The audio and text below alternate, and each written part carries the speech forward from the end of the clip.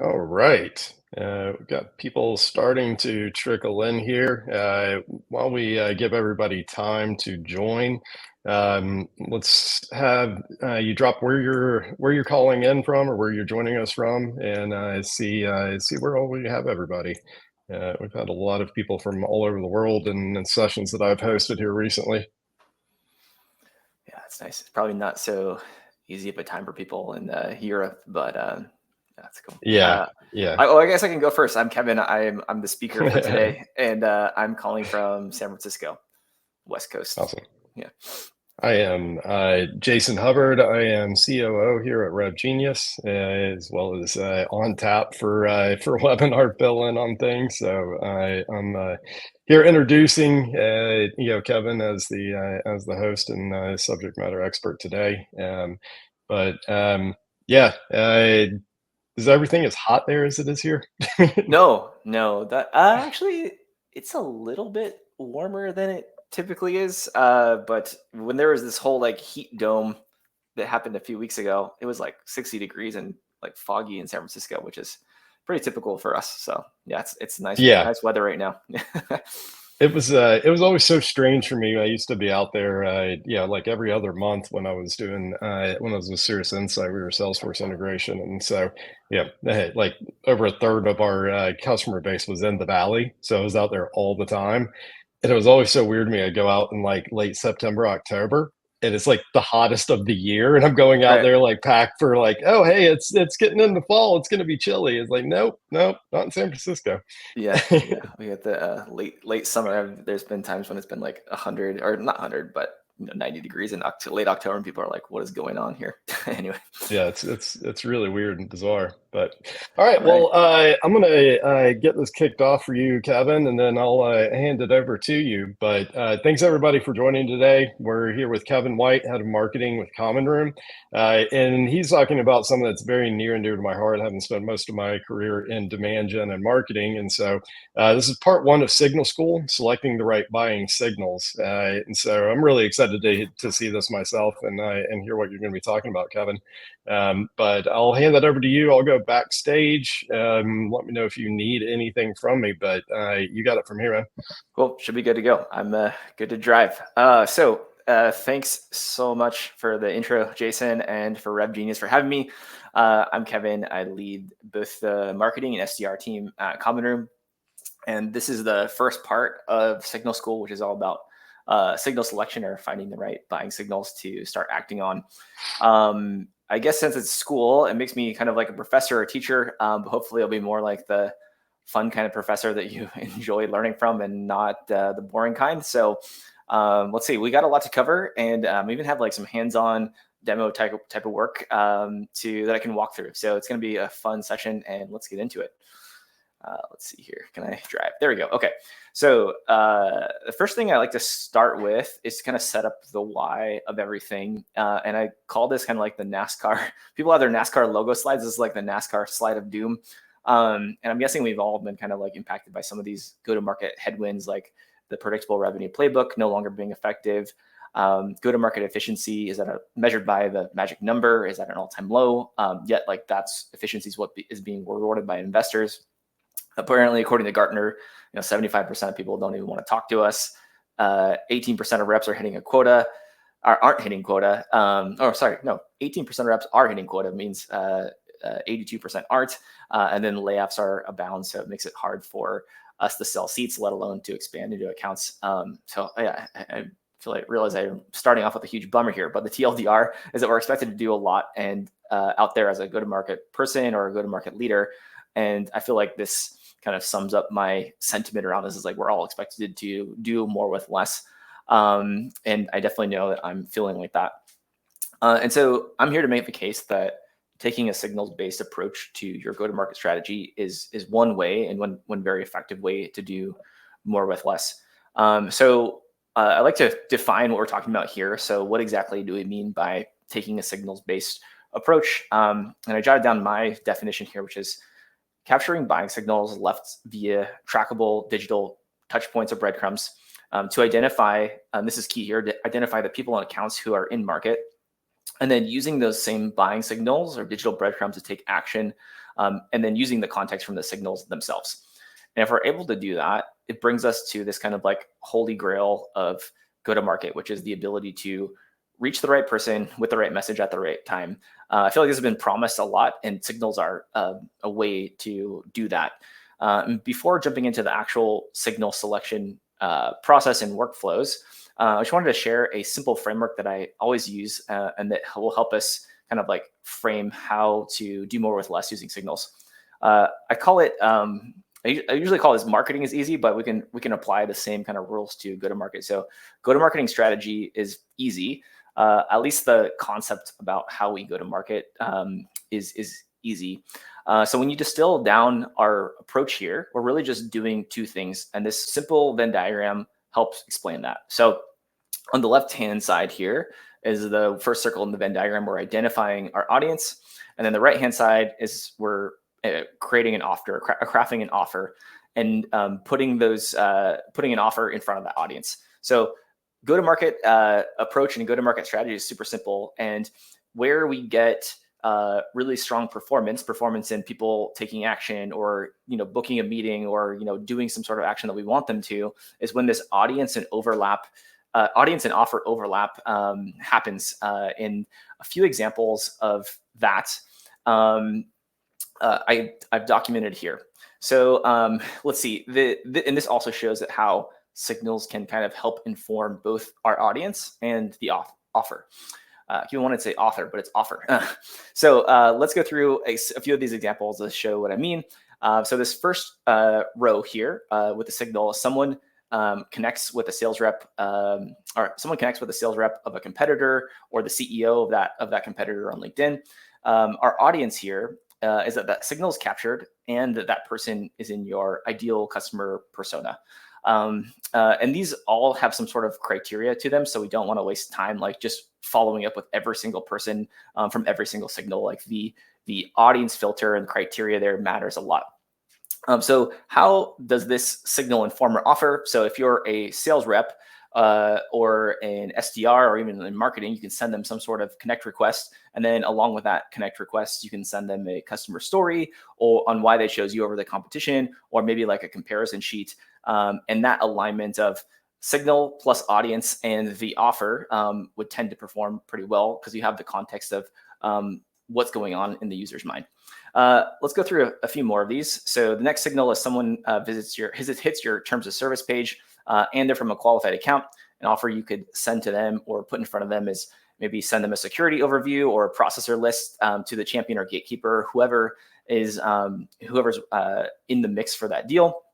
The last one here is someone changed jobs and they were a former product user. You could this is a really great signal and audience combination, because you know that they've got value from your product. You can send them a nice congrats note, maybe a gift card, maybe a bottle of champagne, and then extend them a nice trial because you know that that user is super well qualified, and you have that signal in place to take action and get them to also engage with you. So hopefully you get the point here of these different examples. And now we can kind of get into less conceptual land and more into the tactical part of signal selection. Let's see. It doesn't look like there's any questions or anything, so let's just jump right into this. Okay, so the place I like to get started with when it comes to signal selection is looking at your sales funnel. And there's this concept of a T-shaped funnel, which is to say that all sales funnels are linear until they're not. So for instance, if we start at the bottom here, when a signed agreement comes after procurement, which usually comes after proof of concept, which comes after a deal making it to stage 2 or pipeline, which comes after a discovery call. This is pretty typical SaaS linear funnel here. And then what comes before that discovery call is typically the point where we actually don't know, or it's not so linear, and our funnel starts to diverge into different actions or different entry points that lead into this funnel. And this is the place where we want to focus on. This is where signals are happening, and that we want to focus on to start to pull people into this funnel. And so to start with signal identification, the first place I like to look is where your data already exists. It might take a little bit of tedious work to do so, but what you want to do is document the different signals or the different entry points that precede this linear path in the funnel. It's usually what action triggered the meeting to be booked or why a rep started working that lead or account if it's on the outbound side of things. So examples of what that could look like would be a demo request, someone changing jobs, someone hitting a feature gate, hitting a pricing page or like docs activity, attending like a webinar like this one, engagement with a competitor. Like the list goes on and on and on. But like these are all examples of some things that you might already be using for your own process already. Okay, so after documenting this like spectrum of your existing entry points before this like linear sales funnel happens, you want to understand what's happening at this stage here in the minds of the people who you're prospecting. So on the qualitative side, one super helpful thing you can do is to get in the mindset of that buyer is to look at call recordings, or even better to just like have a call with new people who just recently booked a meeting with a sales rep or something, just to understand what's going on in the world when they looked into your product and how they heard about your product or solution, and then what caused them to take the call. And then on the right-hand side here, the other thing you can do at a sign-up form or demo form is to implement an open-ended field for self-reported attribution. This will oftentimes give you like a general sense of the paths prospects are taking to raise their hand or to kick tires with your product. So uncovering what's happening at this stage qualitatively, the patterns and signals, mindset of the buyer, high-performing channels, like this is really key to pipe generation and conversion to revenue. And it's where you know where to invest. If you uncover this, you'll know where to invest in, what offer to put out there to get the biggest bang for your buck or get the most pipeline. And then on the quantitative side, you'll want to document a few things. So one here is the volume of signals happening when you can. So for instance, you probably know how many demo requests you've had in the last week, or how many champions changed jobs in the last month. So understand like what volume of signal you're getting at this place in the funnel. And then you also want to look at the conversion rate when someone is actioning those signals. This will tell you how strong the signal strength is. So after doing this, you can assign some sort of score of what signals are high priority to act on, what signals are higher priority to act on than others. And it'll also help you inform your demand gen and marketing team of where to focus effort to generate more of those high converting signals. Okay, so yeah, up until this point, it's like, okay, look at what signals are already happening and document that. But like looking at your existing signals is, I realize, like kind of boring. It's like looking at an existing SEO performance to inform your SEO strategy. So if you have a hunch that there's some really strong signals out there, but you're just blind to them or not capturing them, one, you're probably right. But two, I've created this spreadsheet of 100 signals to consider, and we'll go over this. I created like a whole spreadsheet resource just for this webinar. So we'll go over this in a few. It's not entirely comprehensive, of course, but it's like I find it helpful to have some brainstorming or like a good starting point, so you can see what signals are out there to potentially consider pulling in to take action on. There's this URL here. I think I dropped it in the resource. Let me just drop it in the chat here too. And that should get you there if you want to follow along. In a few minutes, again, I'm going to walk through all the stuff that I'm covering in the next few slides. Okay, so what's really nice about this sheet too is that you can filter by signals like by type, like product signals, website signals, dark funnel signals, and so on. And there's lots of different groupings that you can group your signals by. And I feel like this is really helpful for weeding out, because you don't want to have analysis paralysis and be overwhelmed by all the signals that are out there. So you can weed them out. And for example, if you don't have a product-led motion, then you could just cut out all of the product signals from consideration. Or if you don't have a lot of website traffic, that's maybe another easy one to cut. So a part of the process here is to prune and only identify the signals that you would want to consider.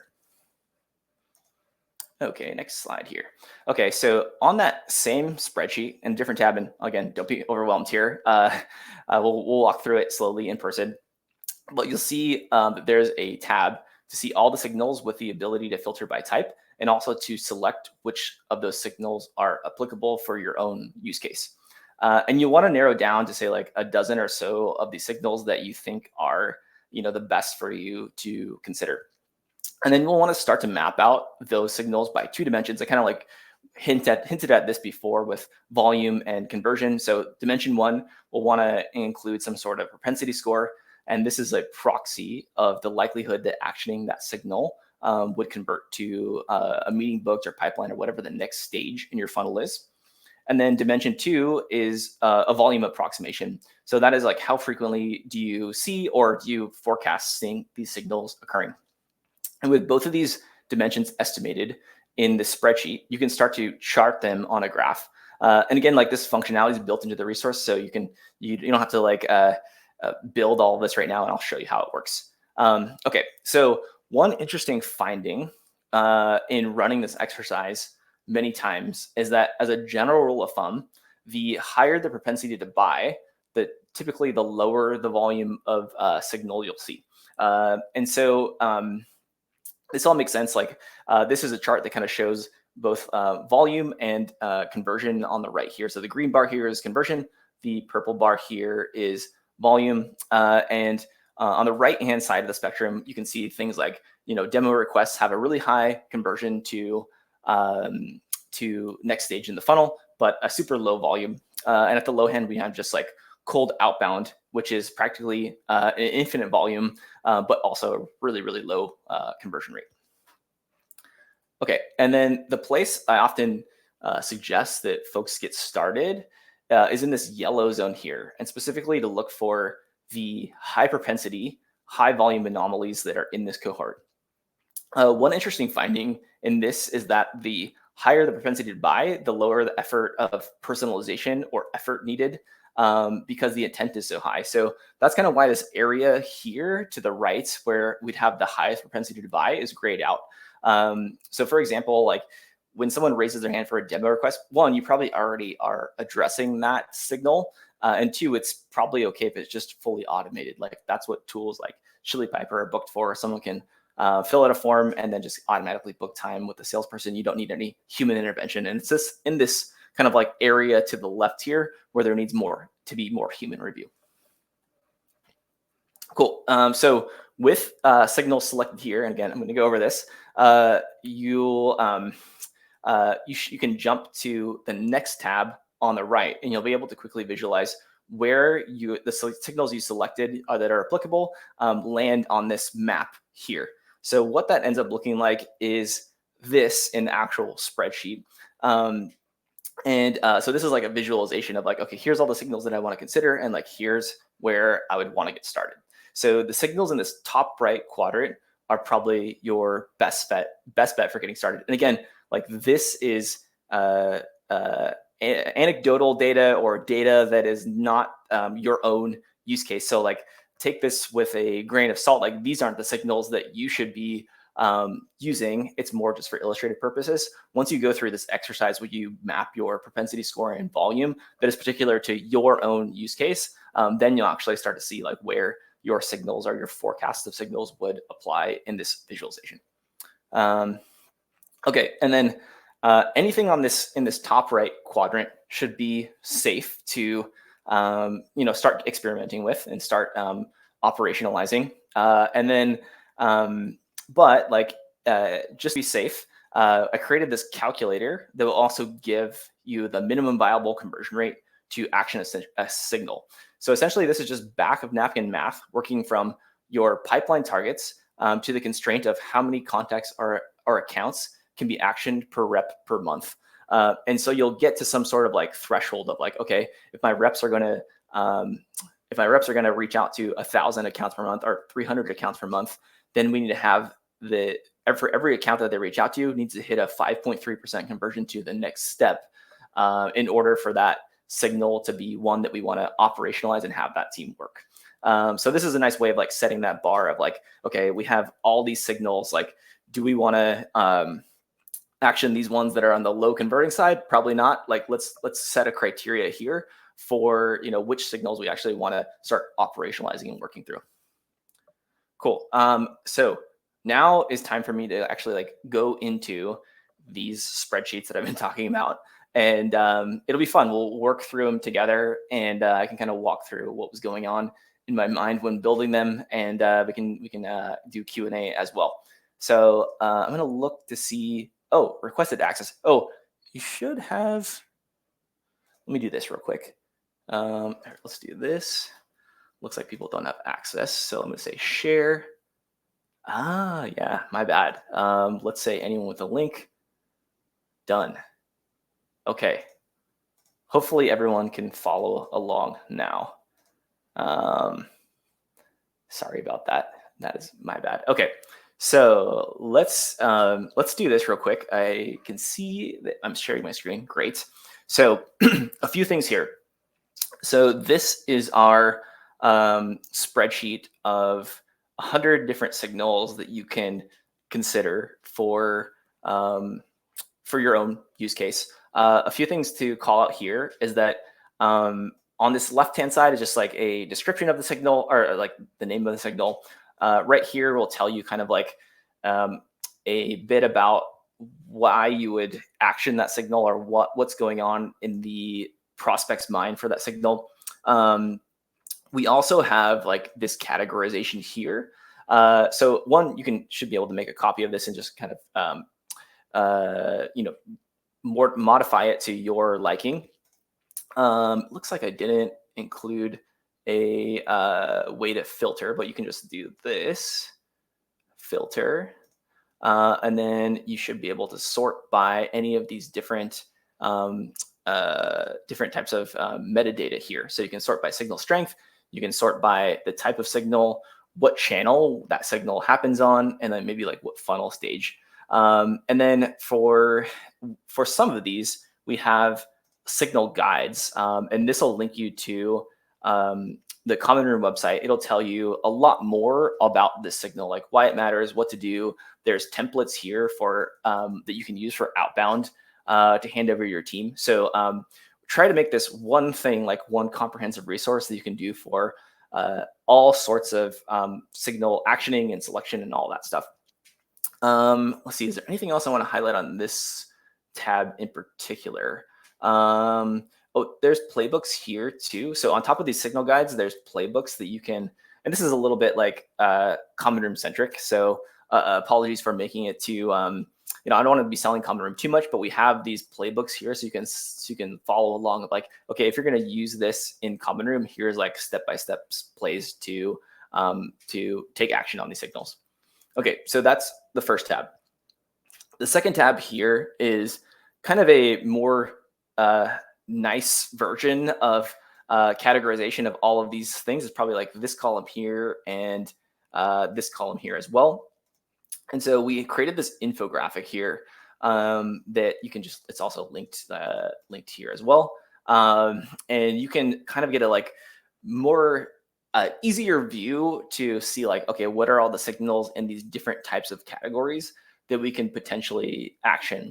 And again, this will help you like weed out the signals that don't make sense. Like if you don't have an open source product, which not a lot of people do potentially on this call, you can just filter out all of this signal and let's say like, okay, I'm going to focus on like 1, 2, 3 of these cohorts that are really pertinent to my go-to-market motion.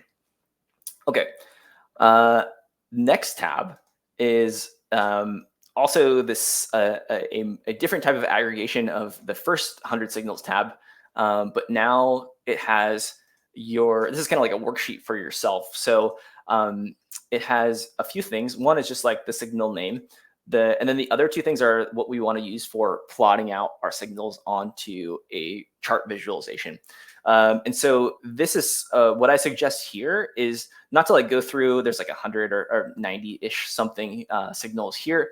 And you can just change, if you make a copy, you can change this to say like 8.5. And then, our volume is actually higher. It's 1.7 here. And so you can modify this to, a propensity score or approximate volume or both for your own individual use case. Before doing that, you might want to, scroll down the list and check which signals are applicable or which signals that you want to consider first. And I suggest starting with like in this applicable column, like a handful or maybe like a dozen max of like, okay, these signals seem like, we're not actioning them right now. They seem like really high. Like there's a really good chance that if we action these signals, my reps would have good chance at, getting the next step in the funnel at a higher converting rate than we are right now. And so once you select these, then you can apply this filter for true. And that'll get you down to a more manageable set. And here I probably selected too many, 20. I would probably keep this to more like, 10 or so. And then, when you do that, then you can kind of filter down by or add your propensity and approximation volume scores here, just because like that'll cut down the amount of work that you would have to do. And then starting from here, you can should be able to just, hopefully when you copy this over, it doesn't like screw up this visualization, but you should be able to click onto the chart on the right.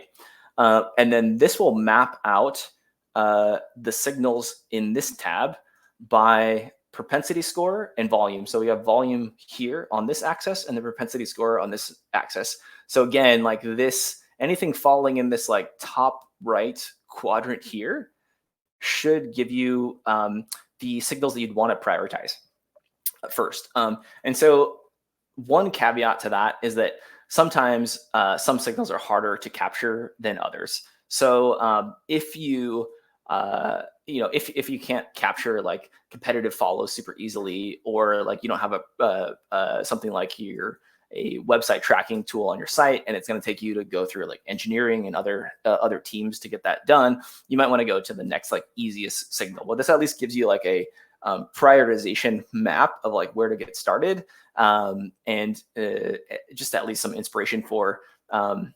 to act and think about signals. Okay, and the last thing here I wanted to show is this signal actioning calculator. So I think I already talked about this as like, okay, you have one constraint here, which is how many accounts or contacts, whatever you want to use as a proxy, can a single rep put into a sequence. You can just use like your historical average or something. So let's say it's actually, for us, it's not 300, it's 600. And then you have some sort of like target, either a pipeline target or a volume target per rep. And so let's say their pipeline target monthly is, and you can use whatever time period you want, is $250,000. And your ACV is actually like $20,000. Like these yellow areas are all inputs where you can just put in your targets per rep. And then the last variable here is, okay, if what is the conversion rate to that? I'm going to go back up here. That part in the funnel where someone goes from this signal actioning to the next stage in that linear funnel. And so you put that number in here. It's usually going to be meeting booked. Oh, sorry. It's stage discovery call to pipeline commit. It's usually going to be around 50%. And then this will give you the signal actioning threshold. So this is a little bit skewed up because I didn't put this at 250. So let me do that. And it's usually going to give you a number here of like, okay, if my reps action this signal, thanks for catching that, Rhett.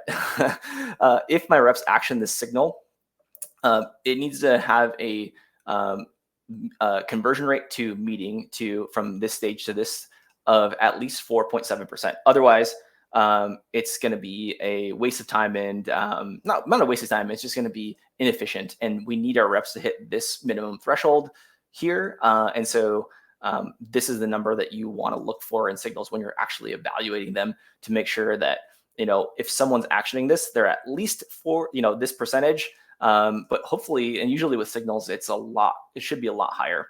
And then the other thing you can do is take your signals from what's applicable and plug them into here, and then start to document, okay, what is the frequency? And then what does that actual conversion to meeting look like over the course of a month or something like that? And then it'll give you like a sense of how much pipeline you're creating per signal. And then, the higher this goes, essentially it's like a decision-making tool where it's like, okay, this signal is really great, surge in product usage. How can we create more of that? And that'll help you inform your marketing or product or growth teams to invest more in generating more of this signal. I think that's all for the spreadsheet. So I'm going to go back to my presentation here. Do it live. Okay. Let's see. Last things I wanted to talk about is just, a little bit more advanced stuff of signal stacking. So it's more of like a plug for to follow me. I talk about this stuff a lot on LinkedIn, and some stuff that you can do that's a little bit more advanced is not just one signal, but like to stack different signals on top of each other. Like say someone is hiring, one account's hiring, plus there's a job change to that just hired like an executive at that account. That could be a really, really high signal that you would only see if you combine these two signals together. This is more like advanced mode. I think we're going to cover a little bit more of this in the next Signal School session, which is in a month or so. And then the last thing is just a plug for Common Room. So what Common Room does is we pull in and capture signals from all sorts of sources. First, second, and third party sources. We will also help you identify the person and the account behind the signal, so you can say like, okay, I only want to find people who are in my ideal customer profile. And then we give you the tools to reach out to those people and accounts in like an automated fashion. I can do like a quick demo on it real quick if y'all don't mind. I think we have some time. So this is what Common Room looks like. I'm going to show you, this is our signal catalog. So the thing that you can do with Common Room is connect to any of these different sources. And then we also have like out of the box signals for, job changers, job listings, news and events, website visits. So essentially we're trying to aggregate and collect all signals into Common Room. And when you do that, let me just turn this on demo mode so I don't blow up anyone's spot here. And when you do that, we will identify any person or any account who has taken action or who is like we found signal on. And then from here, you can click on any individual and see, okay, we do identity unification really well too. So you can see like, oh, this person has actually a bunch of different IDs across a lot of different sources of signal. And we're aggregating that all into a single person. We know their like job change history. We know that they're a product user because we're capturing that signal. We know if they have had any recent website visits, and we can start to add them to an outreach sequence, for example, or sync them over to HubSpot or Salesforce. But what becomes even more powerful is that you can start to add filters for the not only the signal, but also the criteria for your ideal customer profile or an economic buyer or something like that. So let's just do that real quick. I can add a filter here for web visits. So we can say anyone who's visited the URL of Common Room's homepage or pricing page. We can say, let's make sure that they're at a organization that has, in our ICP of, 5 million in capital raised at least. And then let's add a contact tag to them to say that like, let's only look at people in our ideal customer persona or economic buyer. And this will give us a set, it narrows it down quite a bit to, these people who have visited our webpage recently, and then they're also have this really high criteria bar. And so from here, I can select all these people and I can do that action out to send them into an outreach sequence and say like, okay, let's add these people to our pricing page views sequence, add them there, and then they'd be automatically added to that sequence. And then where it starts to get really powerful is you can save all of these different segments or criteria into what we call segments that are replenishing. And then that gives your, you can build these kind of views, like these burn down lists for your reps or your marketing teams to start acting on the signals. So this is a saved view, very similar concept of pricing page visits. And so we could, these people have visited our pricing page and they meet our criteria for some sort of ideal customer persona threshold. We have active or excellent, any organization with an excellent score in this person's book of business. We have competitive listening signals. And so all these are just kind of like playbooks that a rep can log into. These are all refreshed on a daily basis, and they can just start to take action on any one of these people by adding them to some sort of sequence or whatever tool that they want to action these signals plus like the audience behind them. So that's enough selling for me for now. I'm going to pause there and then see if there's any questions from the group.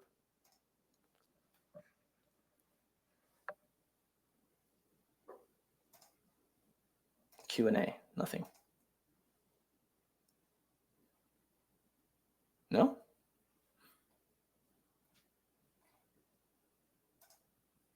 Cool. All right. Well, I think we're done here. I'll let everyone. Oh wait, love the spreadsheet. Thanks. Thank you. Good. Glad I could be valuable. It was very informative in a very short period of time. I go fast. Yeah, I tend to go a little fast. Well, cool. Well, thanks so much, Kevin. This was great. Like we said at the start, you said this is a series of 3, right? Yeah, there should be 3. Yeah, there's gonna be 3. The next one is how to action these signals and take a crawl, walk, run approach to that. So Awesome. Well, cool. We will get a recap out to everybody. If you've got any questions for Kevin for follow up, get back to us on that. We'll get you some answers to that, and then look out for the next one in the series. awesome. Thanks, everyone. All right. Thanks, everybody.